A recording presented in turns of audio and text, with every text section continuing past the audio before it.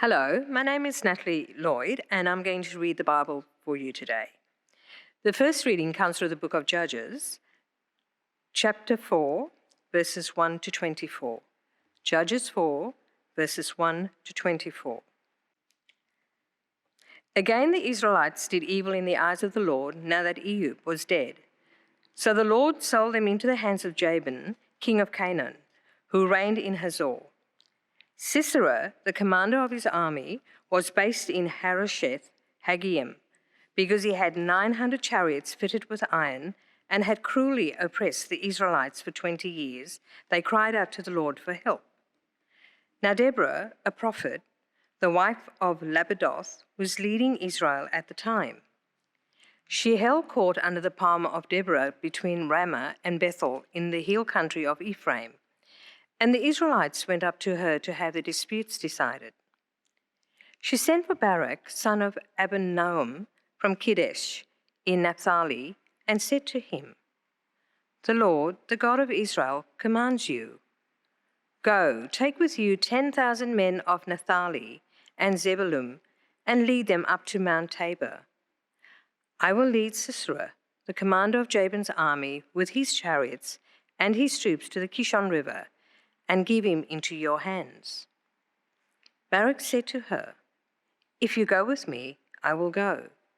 But if you don't go with me, I won't go." "Certainly I will go with you," said Deborah. "But because, of course, you are taking the honor or will not be yours, for the Lord will deliver Sisera into the hands of a woman." So Deborah went with Barak to Kadesh. There Barak summoned Zebulun and Naphtali, and 10,000 men went up under his command. Deborah also went up with him.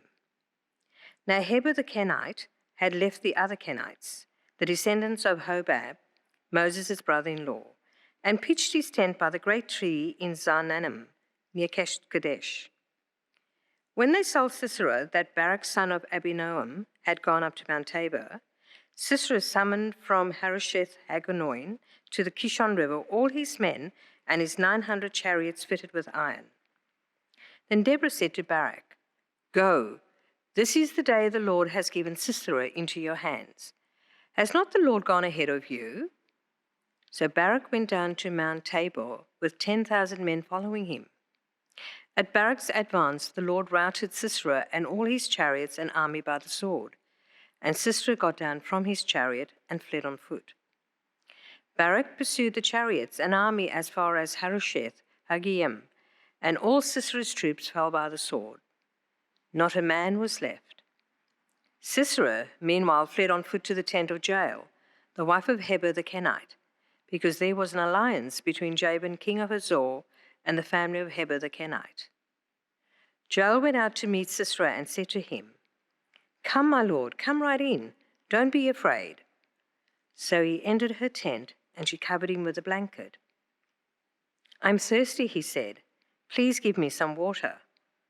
She opened a skin of milk, gave him a drink, and covered him up. "Stand in the doorway of the tent," he told her. "If someone comes by and asks you, 'Is anyone in there?' say no." But Jael, Heber's wife, picked up a tent peg and a hammer and went quietly to him while he lay fast asleep, exhausted. She drove the peg through his temple into the ground, and he died.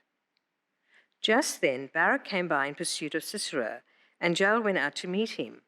"Come," she said, "I will show you the man you're looking for." So he went in with her, and there lay Sisera with the tent peg through his temple, dead.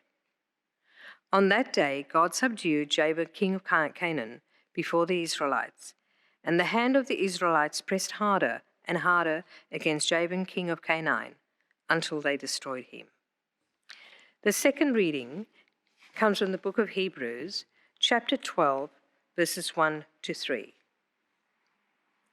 Therefore, since we are surrounded by such a great cloud of witnesses, let us throw off everything that hinders and the sin that so easily entangles, and let us run with perseverance the race marked out for us, fixing our eyes on Jesus, the pioneer and perfecter of faith.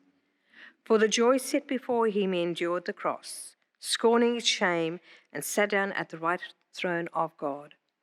Consider him who endured such opposition from sinners, so that you will not grow weary and lose heart.